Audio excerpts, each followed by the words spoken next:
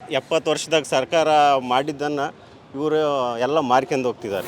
ಧರ್ಮದ ಮೇಲೆ ರಾಜಕಾರಣ ಮಾಡೋ ತಪ್ಪು. ಈಗ ಅವ್ರ ಮನಸ್ಸಿನ ಮೇಲೆ ಯಾವ್ದಿರ್ತೋ ಅವರು ಹಾಕ್ಬೋದಲ್ಲ.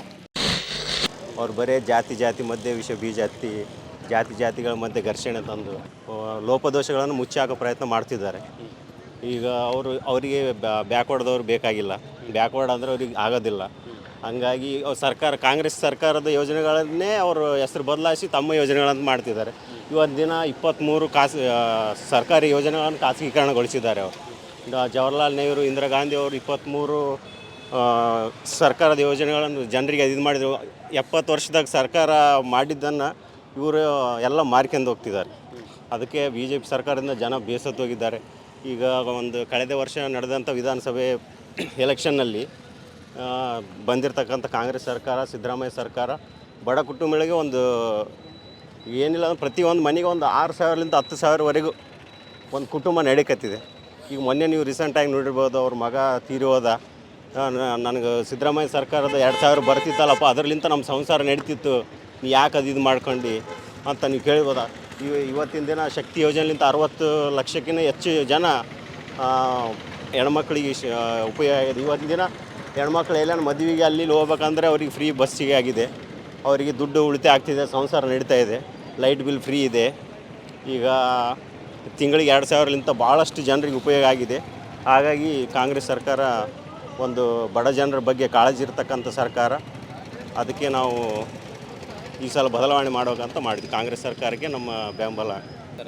ಅವರು ಇಲ್ಲಿವರೆಗೆ ಯಾವುದೇ ಯೋಜನೆಯನ್ನು ತರಲಿಕ್ಕೆ ಪೂರ್ಣ ವಿಫಲವಾಗಿದ್ದಾರೆ.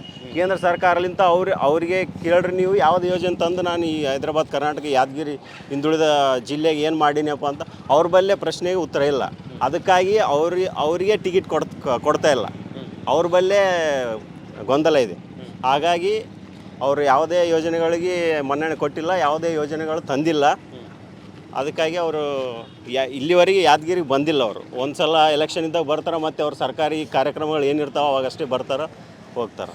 ಆಮೇಲೆ ಜನರು ಅವ್ರ ಮುಖ ನೋಡಿಲ್ಲ. ಅವರು ಈ ರಾಯಚೂರು ಲೋಕಸಭಾ ಕ್ಷೇತ್ರದಲ್ಲಿ, ಯಾದಗಿರಿ ಕ್ಷೇತ್ರದಲ್ಲಿ ಹಳ್ಳ್ಯಾವ ಅವ್ರ ಮುಖ 99% ಅವ್ರ ಮುಖನೇ ಗೊತ್ತಿಲ್ಲ ಜನರಿಗೆ.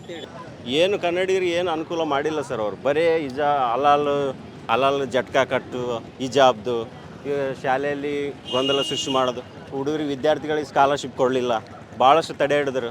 ಒಟ್ಟು ಅವರು ಪ್ರತಿ ತಿಂಗಳು ದಿನ ಏನಾದರೂ ವಿವಾದ ಹುಟ್ಟಿ ಹಾಕೊಂಡೇ ಅವರು ದಿನಗಳು ಕಳೆದ್ರ ಹೊರತು ಜನರಿಗೆ ಏನು ಸಹಕಾರ ಮಾಡಲಿಲ್ಲ, ಉದ್ಧಾರ ಮಾಡಲಿಲ್ಲ. ಅಂದರೆ ಅಭಿವೃದ್ಧಿ ಕೆಲಸ ಏನು ಮಾಡಿಲ್ಲ ಸರ್.